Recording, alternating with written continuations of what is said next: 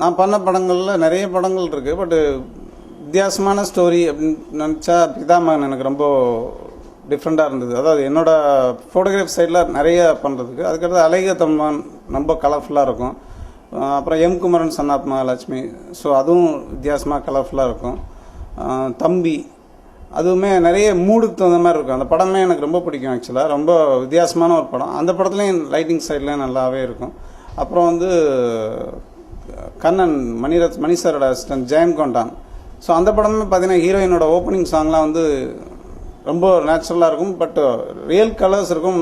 கலரை வந்து என்ஹான்ஸ் பண்ணாமல் கான்ட்ராஸ்ட் லெவல் வந்து ஜாஸ்தியாக இருக்க மாதிரி காஸ்டியூமில் ப்ளஸ் பேக்ரவுண்ட் செலக்ட் பண்ணுற பேக்ரவுண்டில் பண்ணியிருந்தோம். ஸோ இந்த படத்தை பொறுத்தளவு பார்த்தீங்கன்னா அந்த மாதிரி மேக்ஸிமம் இருக்காது. எல்லாமே பேஸ்டல் ஷேட்ஸு, ரொம்ப ஓவர் அடிக்கிற கலர்ஸ் எதுவுமே இருக்காது. லைட்டிங் சைட்லேயே ரொம்ப சாஃப்ட் லைட் தான் யூஸ் பண்ணியிருப்போம் அந்த படத்தை பொறுத்தளவு. ஸோ மற்ற படத்தை விட கம்பேர் பண்ணும்போது இது வேறு ஸ்டைலில் இருக்கும்னு நினைக்கிறேன். பார்க்கலாம்.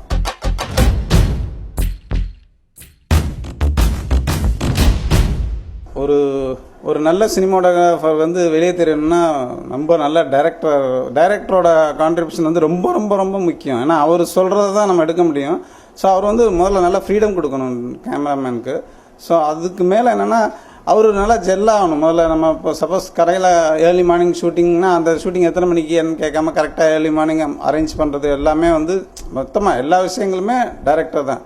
ஒரு நல்ல சினிமாட்டோகிராஃபர் வர்றதுக்கு வந்து பெஸ்ட் டைரக்டர், நல்ல டைரக்டர் இருந்தால் தான் ஒரு நல்ல சினிமாட்டோகிராஃபர் தெரிய முடியும்.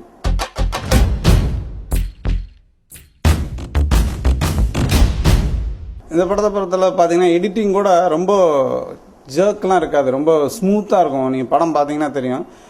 ஏன்னா வந்து ஜெயேந்திர சார் வந்து ரொம்ப நல்ல எடிட்டர். ஆக்சுவலாக எனக்கு டைரக்டராக பிடிக்கும், எடிட்டராக ரொம்ப பிடிக்கும் ஆக்சுவலாக. ஏன்னா நான் வந்து அவரோட ஒர்க் பண்ணது வந்து ஒரு ஹை ஹாஸ்பிட்டல், சங்கரா ஹை ஹாஸ்பிட்டலில் டாக்குமெண்ட்ரி ஒன்று ஒர்க் பண்ணேன் அவங்களுக்காக. ஸோ அது வந்து நான் போய் என்னை எப்போ எடுத்துகிட்டு வர சொன்னார். இப்போ எடுத்துகிட்டு வந்துருங்க போல. ஏன்னா அவர் வரல, நீ இப்போ எடுத்துகிட்டு வந்துருங்கன்னாரு. உங்களுக்கு என்னென்ன தோணுதோ அதெல்லாம் எடுத்துகிட்டு வந்துருங்கன்னாரு. நான் சார்ட்ட இருக்கும்போது, அசிஸ்டண்ட்டாக இருக்கும்போது. ஸோ நான் போயிட்டு எனக்கு என்னென்ன தோணுதோ அந்த வயசானவங்க அப்படி நடந்து போகிறது அதெல்லாம் நிறைய எடுத்துகிட்டு வந்தேன். பட் எடுத்துகிட்டு வந்தேன் எனக்கு ஒன்றுமே புரியல, எதுக்கு இவ்வளோ எடுத்துகிட்டு வந்தோம் என்னமே தெரியல. பட் அவர் எல்லாத்தையும் எடிட் பண்ணி அதை பார்த்தோன்னே நான் தான் எடுத்தேனான்னு தெரியற அளவுக்கு அதை அவ்வளோ அழகாக எடிட் பண்ணியிருந்தார். ஸோ ஒரு நல்ல எடிட்டர் ஆக்சுவலாக சொல்லப்போனால். ஸோ அவர் படம் வந்து கண்டிப்பாக எடிட்டிங் சைடில் ரொம்ப நல்லா இருக்குன்றது முன்னாடியே தெரியும். இந்த படத்துக்கு வந்து எடிட்டர் வந்து கிஷோர், நிறைய படம் பண்ணியிருக்காரு, ஆடுகளம் இதெல்லாம் பண்ணியிருக்காரு. அவர் வந்து நான் தான் ஜெயேந்திர சார்ட்ட இன்ட்ரடியூஸ் பண்ணி வச்சேன். பட்டு அவர் முதல்ல ஆரம்பிக்கும் போது அவர் எடிட் பண்ணும்போது எல்லாருக்குமே ரொம்ப ஃப்ரீடம் கொடுப்பார். ஏன்னா எடிட்டர் வந்து அவர் ஸ்டைலில் எடிட் பண்ணி வச்சுட்டாரு. அது இருக்கிறதெல்லாம் அப்படியே ஷார்ட் ஆர்டர் படி எடிட் பண்ணி வச்சுட்டாரு. உடனே அவரை கூப்பிட்டு, கிஷோர் இந்த மாதிரி என்ன இருக்கோ அதை எடிட் பண்ணுறதுக்கெலாம் நீங்கள் தேவையில்ல, ஆசிட்டிஸ் என்ன இருக்கோ அதை பண்ணாமல் உங்களுக்கு என்ன தோணுதோ அதை பண்ணுங்கள், அப்போ தான் அவங்களோட அவுட்புட் தெரியும்னா அவனுக்கும் ரொம்ப இன்ட்ரெஸ்ட் ஆகிடுச்சு. ஏன்னா அவனுக்கு இது மாதிரி சொன்னதில்லை யாரும். ஸோ அதனால் அவன் வந்து அவனோட அவுட்புட் எவ்வளோ மேக்ஸிமம் கொடுக்க முடியுமோ அதை வந்து கொடுத்தான். அதில் வந்து இவர் கரெக்ஷன் பண்ணிவிட்டு எடிட் பண்ணியிருப்பார். ஸோ அவர் வந்து நல்ல டைரக்டர் ப்ளஸ் நல்ல எடிட்டரும் கூட.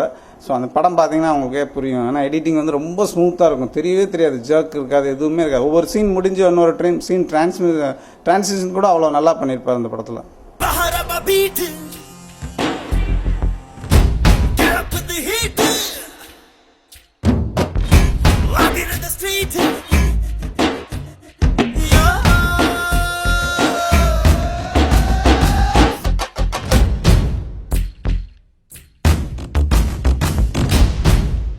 ஆக்சுவலாக இந்த படம் வந்து சாரும் ஜெயேந்திர சாரும் 20 இயர்ஸாக ஃப்ரெண்ட்ஸு. ஸோ இந்த படம் வந்து அவர் தான் பண்ண வேண்டிய படம், ஸ்ரீராம் சார் தான் பண்ண வேண்டிய படம். ஸோ அவருக்கு வந்து டேட்ஸ் வந்து ரொம்ப ப்ராப்ளமாக இருந்தது, கண்டினியூஸாக படம் பண்ணிட்டார் ஹிந்தி படம்.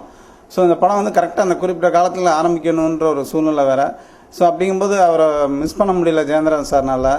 ஸோ யாருன்னு கேட்கும்போது சாராக தான் என்னைய சொல்லியிருக்காரு, உனக்கு வந்து பாலு நல்லா செட் ஆவான், அவனா வச்சு பண்ணுன்னு சொல்லி சார் ரெக்கமெண்டேஷனில் தான் எனக்கு இந்த படம் வந்தது. அதுவே பெரிய விஷயம். என்ன, என்னோடய குருஜி வந்து அவரோட ஃப்ரெண்டோட படத்தை விட்டு கொடுத்து என்னை பண்ண சொல்கிறதுங்கிறது ரொம்ப ரொம்ப பெரிய விஷயம். அது கிடைச்சதே எனக்கு ரொம்ப பெருசாக இருந்தது. இதனால் நான் நிறைய படத்தை மிஸ் பண்ணால் கூட எனக்கு அதை பற்றி கவலையே படல. ஏன்னா எனக்கு வந்து மெயினாக வந்து சாரோட படம், அவர் பண்ண வேண்டிய படம். ஸோ எனக்கு எந்த ஃப்ரேம் வைக்கும் போதும் ஐயோ சார் பண்ண வேண்டிய படமாச்சு, ஸோ ரொம்ப நல்லா பண்ணணும், ஸோ அவர் பண்ணதில் அட்லீஸ்ட் 1% பண்ணணும்னு சொல்லி ரொம்ப ட்ரை பண்ணேன். தெரில, சார் பார்த்தா தெரியும், பிடிக்கும்னு நினைக்கிறேன்.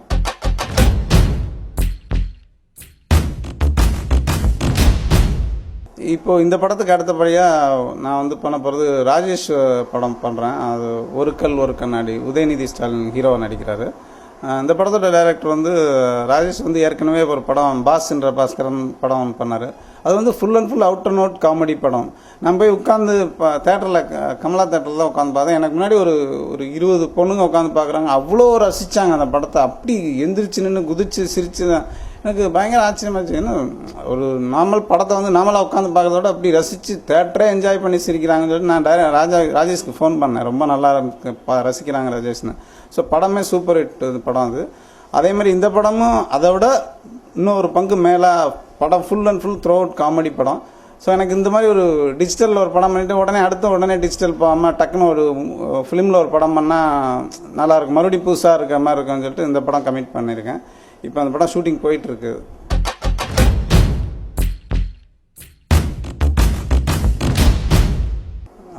நான் ஒர்க் பண்ண படங்களில் பிதாமகன் எனக்கு ஒரு விசிட்டிங் கார்டு மாதிரி இருந்தது அந்த படம். ஏன்னா எனக்கு அந்த ஒரு சொன்ன கதைக்கிழமை ஒரு வித்தியாசமான ஒரு கதையாக இருந்தது. ஸோ நார்மலாக எல்லாமே ஒரு படம்னா ஆரம்பிக்கும் போது உடனே கோயில் காமிச்சு பெல்லு காமிச்சு அதெல்லாம் அது ஆரம்பிக்கும் போதே ஒரு கிரேவி யார்டில் ஆரம்பிக்குதுன்னு சொல்லும் போதே எனக்கு வித்தியாசமாக இருந்துச்சு. ரொம்ப வித்தியாசமாக இருக்குது. அதுவும் பாலா சார் படம் கிடைக்கிறதுலாம் ரொம்ப பெரிய விஷயம். ஏன்னா அவர் பண்ண எல்லா படங்களுமே எல்லாராலையும் பேசப்படக்கூடிய படமாக இருக்கும். ஸோ அதில் வந்து எனக்கு வந்து பிதாமகன் கிடச்சது ரொம்ப பெரிய பாக்கியம் ஒன்று. ஏன்னா அவரோட அந்த படத்தில் வந்து பார்த்திங்கன்னா எல்லாமே இருக்கும். அது ரொம்ப கமர்ஷியலாகவும் கொஞ்சம் கமர்ஷியல் எலமெண்ட்ஸும் இருக்கும், ப்ளஸ் அவரோட ஸ்டைல் நிறைய இருக்கும் வேறு. அப்புறம் இன்னொன்று ப்ளஸ் என்ன, சூர்யா அண்ட் விக்ரம் 2 பேர் சேர்ந்து நடித்த படம் வேறு. அது ஒரு பெரிய ப்ளஸ்ஸாக இருந்துச்சு எனக்கு.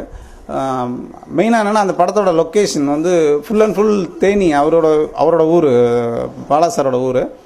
ஸோ ஒரே ரோட்டில் தான் படமும் ஷூட்டிங் நடந்தது. ஒரே இடத்துல கோர்ட்டே வந்து நாங்கள் மாற்றி ஆல்ட்ரு பண்ணிட்டோம், ஒரே இடமா ஜெயிலும் எங்கேயே பண்ணோம், எல்லாமே அந்த ரோட்டில் தான். பட் படம் பார்த்திங்கன்னா தெரியாது, அந்த மாதிரி ஒரு ஃபீலே இருக்காது. அந்த ஒரு இடத்துல வந்து இந்த கஞ்சா கடத்திட்டு போவாங்க, குதிரையை வந்து பிடிக்கிற இடம்லாம் வந்து ரொம்ப நார்மலான ஒரு இடம். அது வந்து ஒரு ஊர்லெலாம் சொல்லுவாங்க கண்மான்னு சொல்லி தண்ணி நிற்கிற இடம். அந்த தண்ணி ஃபுல்லாக ட்ரை ஆனோன்னா அந்த இடம் ஃபுல்லாக வெடித்து கிராக் விட்டது மாதிரி இருக்கும். ஸோ அதுக்கு மேலே பார்த்திங்கன்னா வீடெல்லாம் இருக்கும். அது ஃப்ரேமில் கமிட் ஆகாமல் வீடே இல்லாமல் மேக்ஸிமம் பார்த்திங்கன்னா ஒரு பெரிய காட்டுக்குள்ளே எடுத்தது மாதிரி இருக்கும். ஆக்சுவலாக அது காடெல்லாம் இல்லை, நார்மலான ஒரு இடம் தான் அது. அது வந்து ரொம்ப ரொம்ப எனக்கு பிடிச்சிருந்துச்சி. ஏன்னா அந்த இடத்துக்குள்ளே என்னென்ன பண்ண முடியுமோ அதெல்லாம் பண்ணது. ப்ளஸ் குதிரை அதெல்லாம் எனக்கு அந்த படத்தில் புதுசாக இருந்துச்சு. குதிரையோட ஒர்க் பண்ணுறது, உள்ள காட்டுக்குள்ளே ஒர்க் பண்ணுறலாம் ரொம்ப தேடி போய் ஒர்க் பண்ண இடங்கள்லாம் நிறைய. அதில் கூட ஒரு சீனில் வந்து விக்ரம் வந்து ஒருத்தர் வந்து மலை மேலே வச்சு எரிச்சிட்டு ஒரு பாட்டு பாடுற மாதிரி ஒரு சீக்வன்ஸ் ஒன்று இருக்குது. அது ஆக்சுவலாக நான் லொக்கேஷன் பார்த்துட்டு போகும்போது பாலாசர் சொன்னார், கீழே வந்துட்டு ஒரு ஷார்ப்பாக ஒரு மலை மாதிரி கல் மாதிரி இருந்தது. ஒன்று அங்கே இருந்தால் நல்லா இருக்கும்ல. நான் சும்மா கிண்டலாக அவர் சொல்லியிருப்பார் போல. இல்லை சார் போகலாமே அப்படின்னு. விளையாடுறீங்க அப்படின்னாரு. இல்லை சார் போகலாம், நான் ட்ரை பண்ணி பார்க்குறேன்னு சொல்லிட்டு நானும் என்னோட லைட்மேன் ஒரு 4-5 லைட்மேன் நாங்கள் இங்கேருந்து அவர் என்கிட்ட காமிக்கும் போது காலையில் ஒரு 11 மணி இருக்கும். நான் அந்த இடத்துக்கு போய் நான் வழியே இல்லை அதுக்கு போகிறதுக்கு. வேறு பக்கமாக கயிறை போட்டு கட்டி ஏறி மேலே போய் சேரும்போது கிட்டத்தட்ட ஒரு 1:30 ஆயிடுச்சு. அவ்வளோ நேரம் ஆச்சு அந்த இடத்த போய் சேர்றதுக்கு. மேலே இருந்து அவரை பார்த்தா ரொம்ப அப்படி எறும்பு மாதிரி இருந்தார், அவ்வளோ ஹைட் அது. நான் சொன்னேன் இங்கேருந்து பண்ணலாம் சார், நான் ஃபோனில் மட்டும் பேசுனேன், இங்கேருந்து பண்ணலாம் சார், ரொம்ப நல்லா இருக்குது. மேலேருந்து பார்த்தேன் விளையாடுறீங்க, அதெல்லாம் வரவே முடியாது, பண்ணவும் முடியாது. இல்லை சார் ட்ரை பண்ணலாம் சார்னு.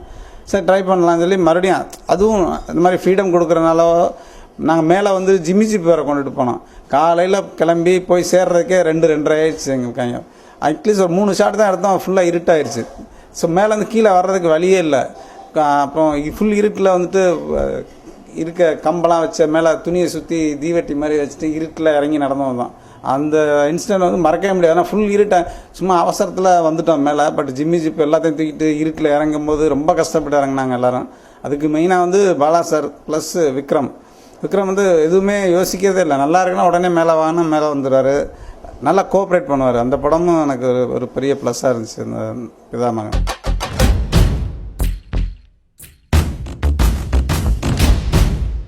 எல்லா படங்களுமே மேக்ஸிமம் நான் எல்லா ஷாட்டும் சொன்னால் ரசித்து தான் எடுப்பேன். எந்த ஷாட்டுமே ஓகேன்னெலாம் எடுக்கவே மாட்டேன். மேக்ஸிமம் என்னால் என்ன பண்ண முடியுமோ அதை ட்ரை பண்ணி தான் பண்ணுவேன் எல்லா சீன்ஸுமே. பட் பிதாமகனில் வந்து எனக்கு நிறைய சோர்ஸ் இருந்துச்சு ட்ரை பண்ணுறதுக்கு. அதே மாதிரி இப்போ 180ல் எனக்கு இருக்குது. 180ல் வந்து என்னென்னா அந்த ஒரு ஹாஸ்பிட்டலுக்குள்ளெல்லாம் பண்ணியிருக்கோம். அதெல்லாம் வந்துட்டு ஏன்னா ஹாஸ்பிட்டல் ஃபுல்லாக லைட்டப் பண்ணணும். ஸோ ஃபுல் லைட் பண்ணுறதுக்கு அங்கே ஃபாரினில் போய்ட்டு அவ்வளோ லைட்லாம் ஹையர் பண்ண முடியாது. ஸோ இருக்க அவைலபிள் லைட்டில் இவங்களை என்ன பண்ண முடியுமோ அதெல்லாம் பண்ணோம். அதே மாதிரி கேமரா வந்து அந்த ஹாஸ்பிட்டல் உள்ளெல்லாம் பார்த்தீங்கன்னா ஃபுல்லாக மூவ்மெண்ட்லேயே இருக்கும் கேமரா.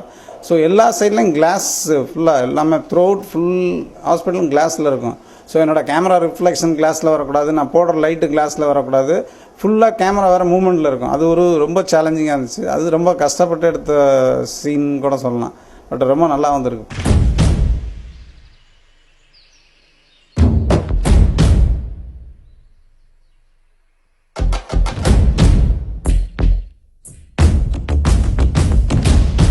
இது வரைக்கும் என்னோட உரையை கேட்ட உங்களுக்கு ரொம்ப நன்றி.